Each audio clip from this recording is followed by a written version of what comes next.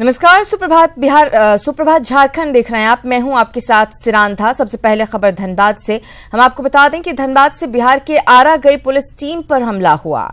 दरअसल धनबाद पुलिस नीरज हत्याकांड के आरोपी को गिरफ्तार करने के लिए आरा के मुफस्सिल थाना क्षेत्र के भकुरा गांव पहुंची थी, जहां ग्रामीणों ने पुलिस टीम पर हमला कर दिया और आरोपी को पुलिस की गिरफ्त से छुड़ा लिया। ग्रामीणों के हमले में 2 पुलिसकर्मी घायल हो गए। तो बिहार की आरा गई थी धनबाद पुलिस, जहां पर पुलिस टीम पर हमला किया गया और नीरज हत्याकांड के आरोपी को गिरफ्तार नहीं कर पाई। मुफस्सिल थाना क्षेत्र के भकुरा गांव पहुंची ही थी कि ग्रामीणों ने पुलिस टीम पर हमला कर दिया और आरोपी को पुलिस की गिरफ्त से छुड़ा लिया। और दिल्ली के एम्स से रिम्स रेफर करने के बाद मंगलवार को लालू प्रसाद रांची पहुंचे, जहां उनको रिम्स में एडमिट कराया गया है।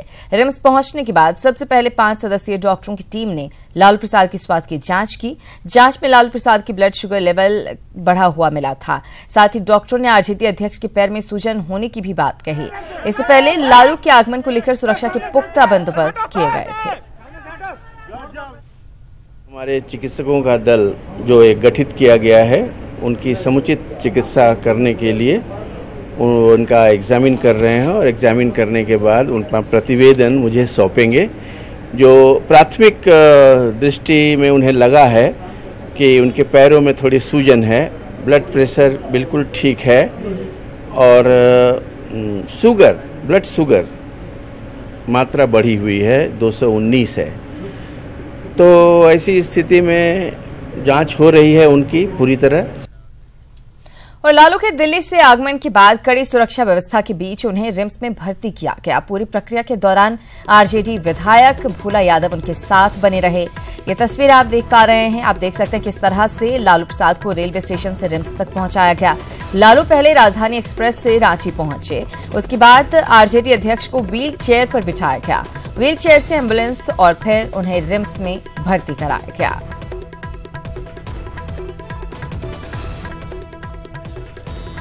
और ज्यादा बातचीत के लिए अजय लाल लाइव हमारे साथ रांची से जुड़ गए हैं।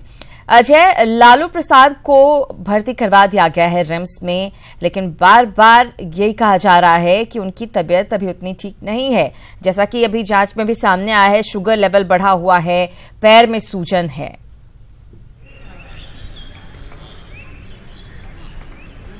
देखिए सिरिंधा, इसमें 2-3 चीजें टेक्निकल चीज से समझने की जरूरत है। लालू प्रसाद एम्स गए थे उस इलाज के लिए जो रिम्स में मौजूद नहीं था।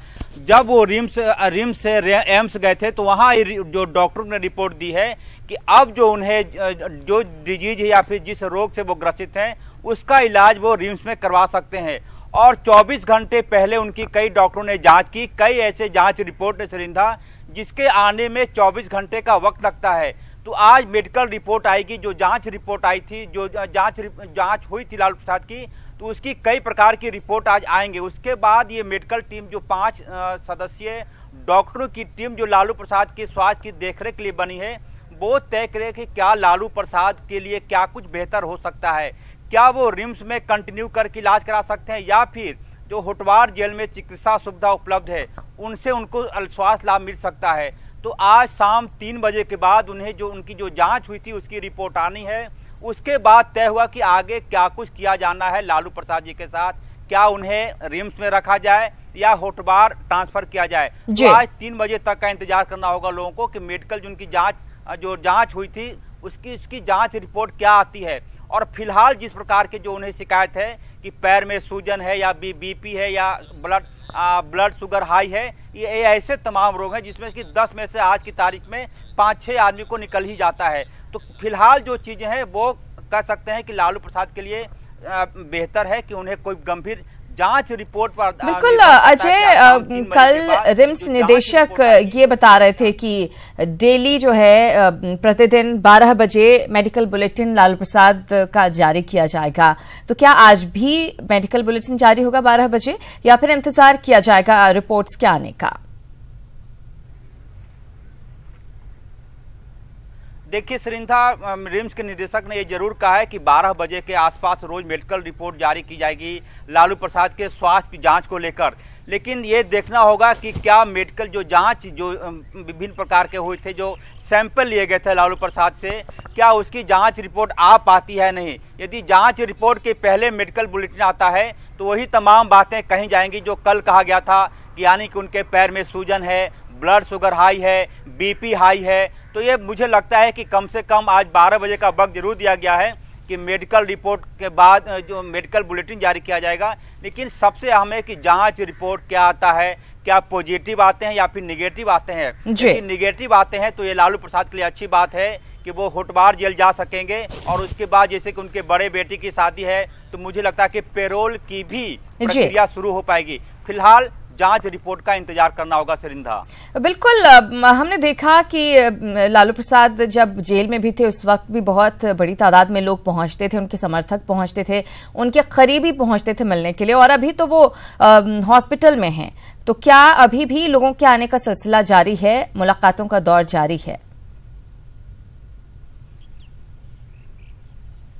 बिल्कुल सरिंधा, जब हमारी आपसे बातचीत हो पा रही तो आरजेडी के कई नेता, हालांकि कैमरे के वो पीछे हैं, सामने नहीं, मैं उनसे रिक्वेस्ट करूंगा कि वो कैमरे में आए तो उन्हें बुलाने की कोशिश करें कि लालू प्रसाद से मिलने के लिए कार्यकर्ताओं के आने का सिलसिला शुरू हो गया है। और जैसे ही सुबह हुई है, कई कार्यकर्ता मंडराने लगे रिम्स के आसपास, और एक आरजेडी के नेता है, शायद आप पहचानते भी होंगे, मैं उनसे बातचीत करने की कोशिश करता हूँ कि तो कैमरे में आए, क्या कुछ सुबह होते ही लालू प्रसाद के मिलने आए, क्या कुछ कहना चाहेंगे?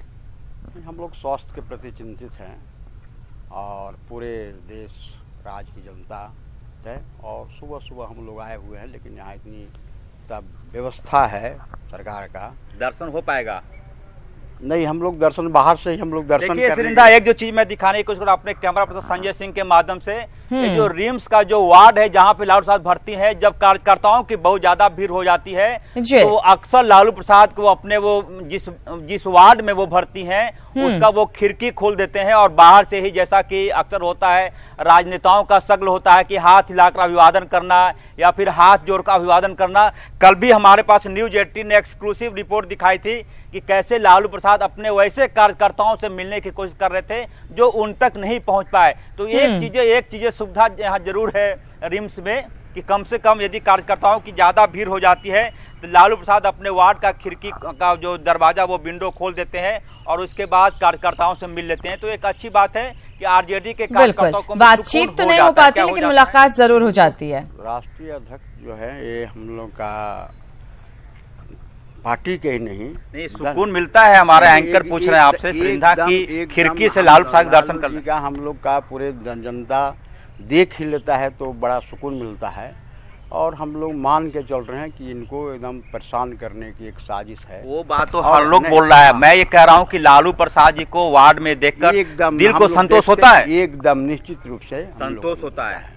निश्चित बड़ी बात है सरिंधा, कार्यकर्ताओं को यदि दिल में संतोष हो जाए लालू प्रसाद को देखकर एक बड़ी बात है, और ये निष्ठा और कह सकते हैं पूरी तरह से कि आरजेडी के प्रति एक प्रकार की भक्ति का भी एक सिंबॉलिक है कि आरजेडी लालू प्रसाद भी दूसरे को देख पा रहे हैं और ये भी अपने नेता को देख पा रहे हैं। बिल्कुल, बातचीत भले ही ना हो पा रही हो अजय, लेकिन एक तरह से जो चाहते हैं कार्यकर्ता की एक दर्शन कर लें, एक झलक पा लें, वो यहाँ जरूर हो जा रहा है। बहुत शुक्रिया अजय इस पूरी बातचीत और जानकारी के लिए। और जैसा कि देखा आपने किस तरीके से खिड़की खोलकर और लालू आते हैं, अपने जो उनके समर्थक हैं उनको दर्शन देते हैं। बहरहाल लालू प्रसाद को एम्स से रांची शिफ्ट किए जाने पर सियासत भी तेज हो गई है। जेएमएम नेता हेमंत सोरेन और बाबूलाल मरांडी दोनों ने इसे लेकर बीजेपी पर हमला बोला। हेमंत ने कहा कि लालू प्रसाद को कुछ भी होता है तो उसकी जिम्मेदारी बीजेपी की होगी, तो वहीं बाबूलाल मरांडी ने केंद्र पर विपक्ष को खत्म करने का आरोप लगाया। मरांडी ने कहा कि केंद्र किसी को जेल में डालकर तो किसी को सीधे सीधे धमकी देकर विपक्ष को खत्म करने की साजिश कर रही है कि भाई अपोजिशन को समाप्त करना, चाहे वो जेल में डाल करके या जान से मारते, तो लगता है कि वो अपोजिशन विहीन वो देश को बनाना चाहते हैं। चिकित्सा क्षेत्र में भी राजनीति कर जो लोगों को बेहतर स्वास्थ्य उपलब्ध होना चाहिए और उसको डिग्रेड करके करने का काम किया है। अगर निश्चित रूप से मैं समझता हूँ अगर कल को लालू जी को कुछ होगा तो इसकी पूरी की पूरी जिम्मेवारी भारतीय जनता पार्टी की होगी। तो लालू प्रसाद हालांकि अपना इलाज करवा रहे हैं फिलहाल, लेकिन इन सब के बीच चारा घोटाला मामले में लगातार सुनवाई चल रही है। चारा घोटाला के डोरंडा कोषागार से अवैध निकासी मामले में आज फिर सुनवाई होगी। जस्टिस प्रदीप कुमार की कोर्ट में सीबीआई की तरफ से आज कई गवाह पेश होंगे। 139 करोड़ की अवैध निकासी में कुल 900 गवाहों की सुनवाई होनी है, जिसमें से अब तक 550 लोग कोर्ट में बयान दर्ज करवा चुके हैं।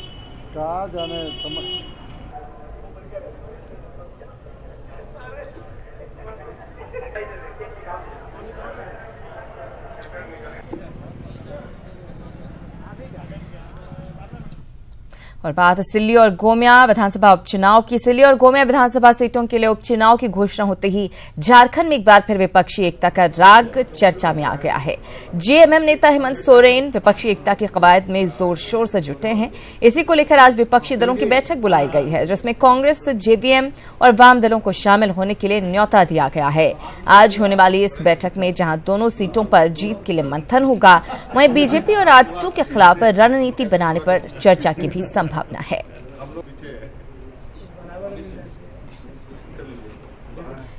और झारखंड में 2 विधानसभा सीटों के लिए 28 मई को उपचुनाव होना है। दोनों सीटों पर जीत का परचम लहराने के लिए जेएमएम जीत की जुगाड़ लगा रहा है। ये रिपोर्ट देखिए।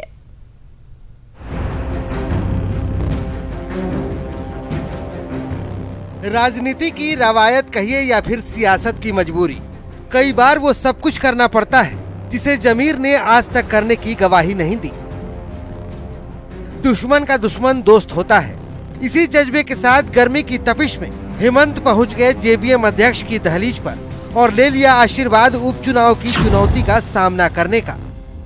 हमारे विपक्ष में चाहे वो कांग्रेस के लोग हों, जेवीएम के लोग हों, आरजेडी हों, लेफ्ट के लोग हों, सभी लोगों से समर्थन के लिए हम मांग करेंगे, लोगों से मिलेंगे, लोगों से बात करेंगे। और इसी अनुरूप आज मैं आदरणीय बाबूलाल मरांडी जी के यहाँ पहुँचा हूँ और मैंने इनसे आग्रह किया है कि इस षड्यंत्र का जवाब हम लोगों को एकजुटता के साथ देना चाहिए। तपती दोपहरी में झारखंड मुक्ति मोर्चा के नेता हेमंत सोरेन ने बाबूलाल और भाकपा माले के राज्य सचिव जनार्दन प्रसाद से अलग अलग मुलाकात की। मकसद साफ था, बीजेपी की घेराबंदी। हालांकि हेमंत की मुहिम रंग लाई। लगे हाथ बाबूलाल ने हेमंत को आशीर्वाद दे दिया तो भाकपा माले ने भी हेमंत के मन के मुताबिक बात कर दी। अभी तो आए, हमें इन्होंने आग्रह किया हमसे कि हमें इस चुनाव में सपोर्ट करें और हम सब लोग मिलजुल करके चुनाव लड़े। हमारी पार्टी सदैव इसकी हिमायती रही है कि हम मिलजुल करके लड़े।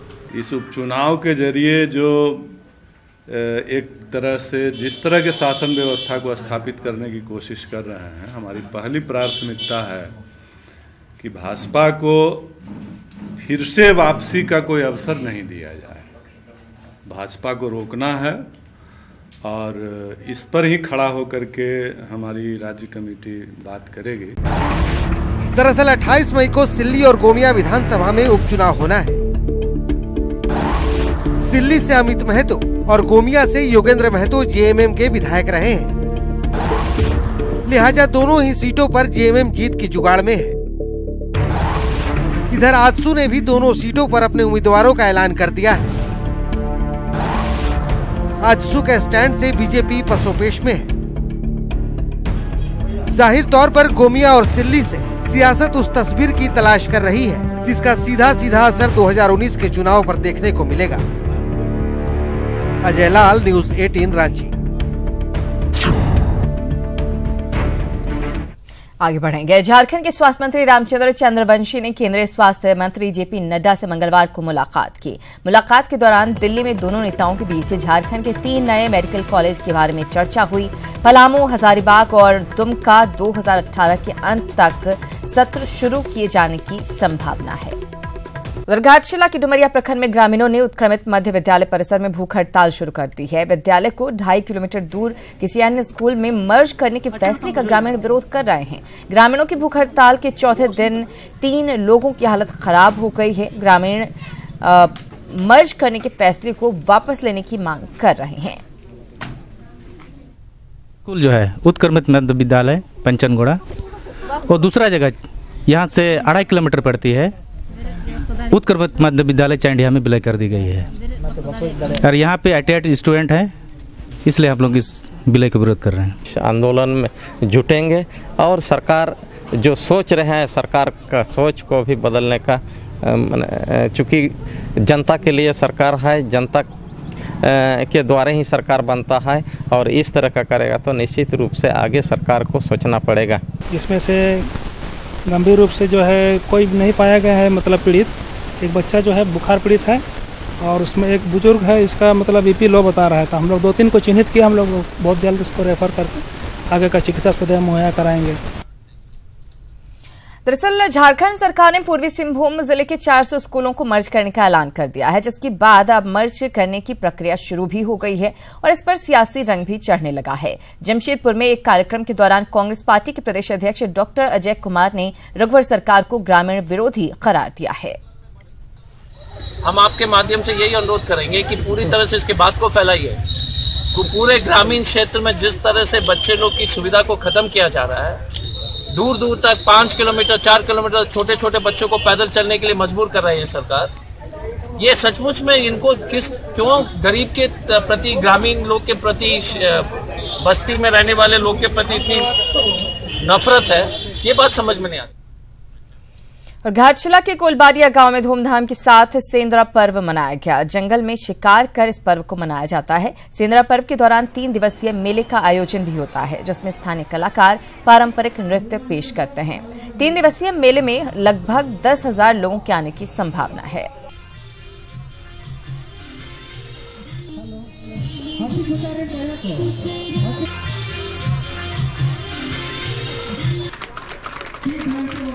यदि ये पूजा अर्चना नहीं किया जाता है, शिकार के नाम से नहीं किया जाता है, तो इस क्षेत्र में बहुत बार देखा गया है कि यहाँ अकाल जो है अकाल पड़ता है, पानी बरसता नहीं। प्रकृति से जुड़ा हुआ है, प्राकृतिक को हम लोग पूजा करते हैं। इस तरह ही हर साल हम लोग प्रोग्राम करते हैं, पूजा पाठ करते हैं। हम लोग 5 ग्राम का प्रदान है, प्रदान का ये से हम लोग चलते हैं और पूजा पाठ करते हैं।